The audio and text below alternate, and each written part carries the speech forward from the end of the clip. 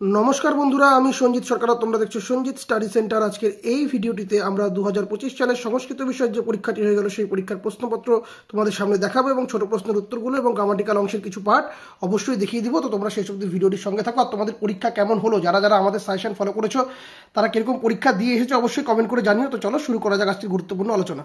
দেখো বন্ধুরা, প্রথমে বহু বিকল্প ভিত্তিক প্রশ্নাবলী। প্রথম প্রশ্নের উত্তর হবে হচ্ছে প্রথম, অপশন এ। দ্বিতীয় প্রশ্ন যেটা আছে, স্ফুট প্রবাদ কোন শাস্ত্রের অন্তর্গত? অপশন সি ব্যাকরণ। অলিপর্বার ভাই কে? Option A Kashyap. 4 নম্বর প্রশ্নের উত্তর হচ্ছে অপশন ডি 40। পদ্মাংশে চলে আসো। 5 নম্বর প্রশ্নের উত্তর অপশন ডি। 6 নম্বর প্রশ্নের উত্তর অপশন বি। 7 নম্বর প্রশ্নের উত্তর অপশন এ রক্ষা করা। 8 নম্বর প্রশ্নের উত্তর অপশন ডি মুন্ডমালিনী। এরপরে নাট্যাংশ পাঠে চলে আসো। 9 নম্বর প্রশ্নের উত্তর অপশন এ। 10 নম্বর প্রশ্নের উত্তর অপশন ডি ইন্দু শর্মা। এরপরে পরবর্তী প্রশ্ন, বসন্ত হলেন? অপশন ডি কৌমুদীর প্রতীক। নাটকের শেষে নেপথ্যে কি শোনা গিয়েছিল? অপশন ডি মৃদঙ্গধ্বনি। গীত গোবিন্দম হলো একটি, অপশন সি গীতিকাব্য। চরক সংহিতা গ্রন্থের বন্দনীয় বিষয় কি? অপশন সি চিকিৎসা বিজ্ঞান। ড্যাশ 10 গীতিকা সূত্রের লেখক? Option C Aryabhata. এবার এসিকিউ পার্টের প্রথম উত্তরটা স্বর্গের দেবতাদের, তারপরে সপ্তাহ এবং হয়স্থ, এরপরে বন্ধ করা, তারপরে আশ্রম কেন্দ্রিক বা গুরুকুল শিক্ষা ব্যবস্থা। প্রশ্নগুলো তোমরা জাস্ট দেখে নাও। কর্মেন্দ্র কয়টি? 5টি, যেটা আছে বাকপানি, পাতপায়ু, উপস্থ। এরপরে হিমালয়, তারপরে একটা মুনিবর কন্যে। মুনিবর কে? জাহ্নমণি। নৈষ্কর্ম কি? বিভিন্ন কর্মবন্ধন থেকে মুক্তি লাভের প্রক্রিয়াকে কিন্তু নৈষ্কর্ম বলা হয়। এর পরবর্তী উত্তর হচ্ছে বিবাহ, তারপরে কৌমুদী, এরপরে কৃষ্ণ মাধবাচার্য, এরপরে ত্যাগ করা।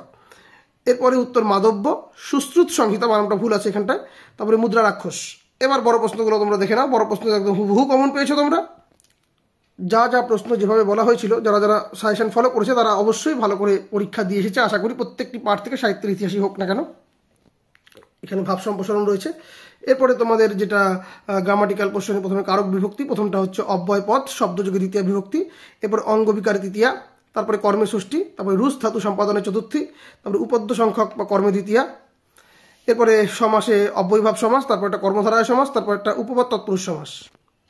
এখানে পরবর্তী অর্থ পার্থক্য, অধ্যাপিকা, আচার্যের স্ত্রী, তারপরে অর্থপূর্ণ শব্দগোচ্ছ বা বলার যোগ্য, তারপরে উপরে ওঠা, তারপর একটা লঙ্ঘন করা, একদম দেওয়া রয়েছে এক কথায় প্রকাশের শব্দায়তে। তারপরে রাবণী, তারপরে শৈব, তারপরে রাবণী, তারপরে এটা দ্বিত্রাং, এরপরে আছে অন্নেদু। তো এই তোমাদের টোটাল পাঠ। পরিনিষ্ঠিত রূপ এটা করা হয়নি, এটা যাই হোক তোমরা করেছো। ভাষা পাঠে এখানে কিন্তু শতম যেটা বলা হয়েছিল একদম প্রথমেই প্রশ্ন চলে এসেছে।